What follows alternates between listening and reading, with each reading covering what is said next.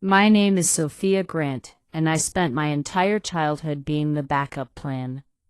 We grew up in Naperville, Illinois, a picture-perfect suburb with manicured lawns, good schools, and parents who measured love like it was a limited resource. My older sister, Lauren, was the golden child. Cheer captain, homecoming queen, the girl who smiled and the world smiled back. I was the reliable one, straight-A student, debate team captain, the kid who never complained when plans changed because Lauren needs this more. Mom and Dad didn't mean to play favorites. They just did. Lauren's recitals got front row seats and flowers. My science fair wins got a quick, "That's nice, honey," over dinner. When Lauren got into Northwestern for communications, they threw a party. When I got a full ride to University of Illinois for pre-med, they said, "Great, less stress on the wallet." I told myself it was fine. Medicine was my escape. Precise, fair, no room for favoritism in the OR. You either save the patient or you don't.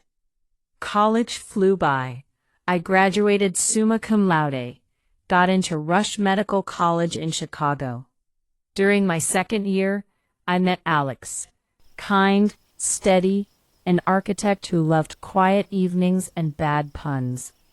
We got engaged in Millennium Park under the bean. Simple and perfect.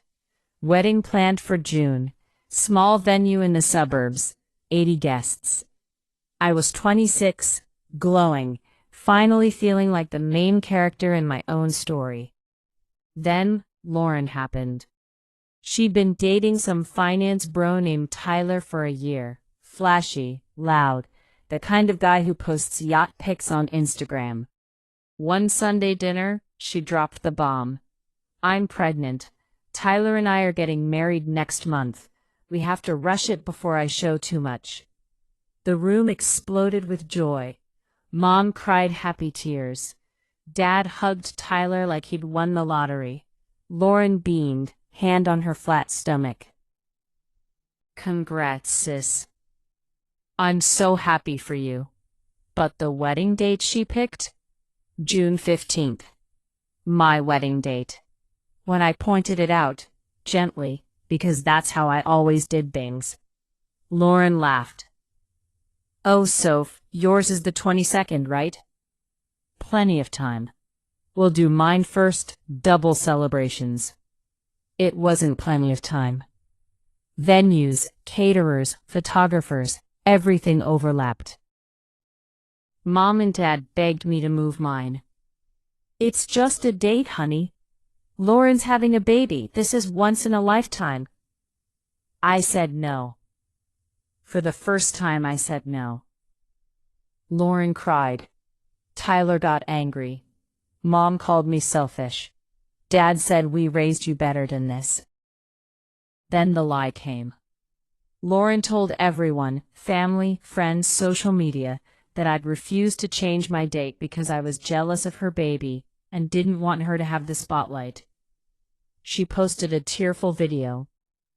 "My sister won't let me have my dream wedding because she's bitter on starting a family first. I just want us all to be happy." The comments were brutal. Cousins unfollowed me. Old friends texted, "That's cold, Sophia." To P. I tried to explain, sent proof of my original booking. No one cared. The narrative was set. I was the jealous, childless career woman, ruining her sister's joy. Alex stood by me. "We can elope if you want," he said, but I refused to let her win completely. We moved our wedding to a rooftop downtown. Smaller, more us. Only 40 people came. Half the family skipped it for Lauren's emergency bridal shower the same weekend. Lauren's wedding was huge. Open bar, live band, custom fireworks. She wore white, no bump visible. I wasn't invited. 6 months later, no baby arrived. No announcement. No photos. When Aunt Marie asked, Lauren said she'd miscarried quietly and didn't want to talk about it. Everyone sent condolences. I stayed silent. I'd seen the timeline. I'd done the math. It was a lie. To force the wedding, to steal the attention, to make sure she got married before me. I cut contact. Not dramatically, just stopped calling, stopped visiting. Mom and Dad kept trying at first. Come home for Christmas. Lauren misses you. I sent polite declines. Eventually, they stopped asking. Alex and I moved to a condo in River North. I finished residency in OB/GYN at Northwestern Memorial. Long hours, but I loved delivering babies, bringing life into the world. Alex's firm took off. We bought a house in Lincoln Park. We had our daughter, Mia, when I was 31. She had Alex's eyes and my stubborn streak. 5 years passed. Lauren and Tyler divorced quietly. No kids. Messy finances. She moved back in with Mom and Dad in Naperville. I heard bits through relatives. She was struggling, working retail, lost her spark. Some hurts don't heal on command. Then came the night shift that rewrote everything. It was a stormy Thursday in March. I was on labor and delivery call at Northwestern Memorial when the overhead paged. Stat C-section to OR4, placental abruption, fetal distress, 32 weeks. I scrubbed in fast. The patient was already under anesthesia, draped, monitors screaming, BP tanking, fetal heart rate dropping. I glanced at the chart as the team rolled her in. Lauren Grant, my sister. 34 years old, Gravida 1. Preterm labor after a car accident earlier that day. She'd rear-ended someone on the Eisenhower. Airbag deployed, but the impact hit her abdomen hard. Placenta detached. Baby in trouble. The resident looked at me. Dr. Grant, you know her? She's my sister, I said, voice steady, and I'm doing this case. Family or not, I was the attending on call, and time was everything. I made the incision. Low transverse. Quick but careful. Blood everywhere. Placenta was 60% abrupt, dark and clotting. I delivered the baby. A tiny girl. Blue. Not breathing well. NICU team took over resuscitation while I controlled the bleeding, delivered the placenta, closed the uterus. The baby crawled. Weak at first, then stronger. APGAR 6 at 1 minute, 8 at 5. She was small, but fighting. Lauren was stable by the end. I sutured the last layer, stepped back, gloves bloody. In recovery, when she woke up groggy, the first face she saw was mine. Soph, Dr. Grant, I said softly. Your daughter's in NICU. She's stable. Small, but strong. Tears spilled down her cheeks. I didn't know. I didn't know it was you. I know. She reached for my hand. I let her take it. Just for a second. I'm sorry, she whispered. For everything. The wedding. I was scared. Tyler pressured me. I thought if I had the baby first, I'd win. But there was no baby then. I made it up. And I lost you. I lost everything. I didn't say anything at first. Just let the words hang. Mom and Dad arrived an hour later, rushed from Naperville, faces pale. They saw me in scrubs, standing by Lauren's bed, and froze. Sophia, Mom breathed. You saved her? Both of them? I did my job. Dad looked smaller than I remembered. We were wrong, about so much. Lauren cried harder. Tell her, Mom. Tell her what I did. Mom swallowed.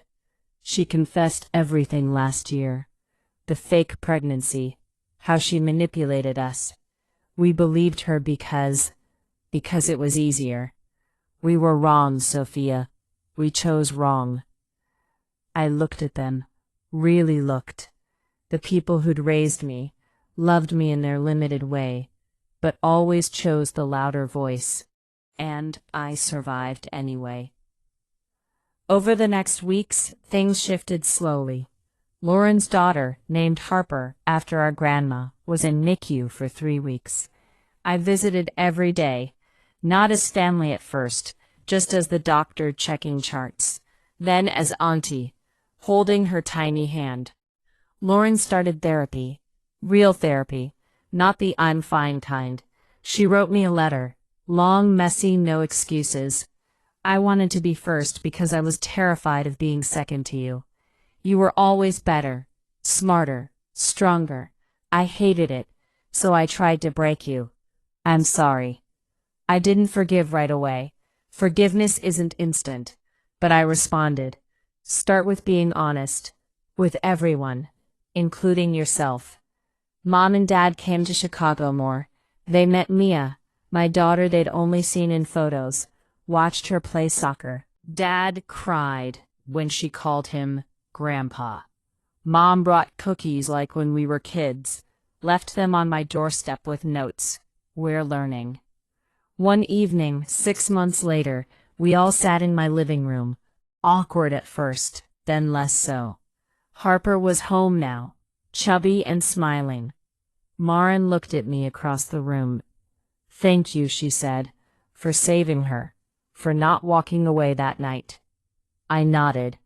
I thought about it, but blood matters, even when it's poisoned for a while.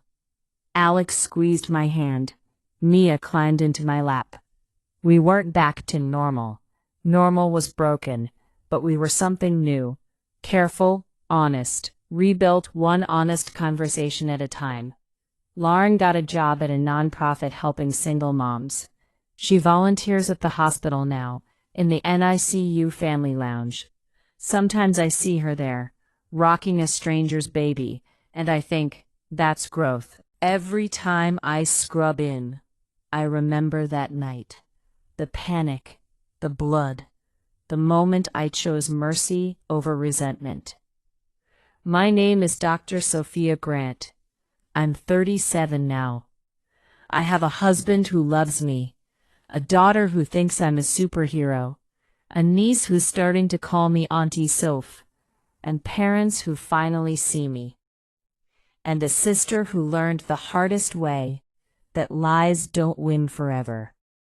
Sometimes the best revenge isn't cutting someone off. It's showing up when they need you most and letting them live with the truth. That's more powerful than any wedding, any spotlight, any lie.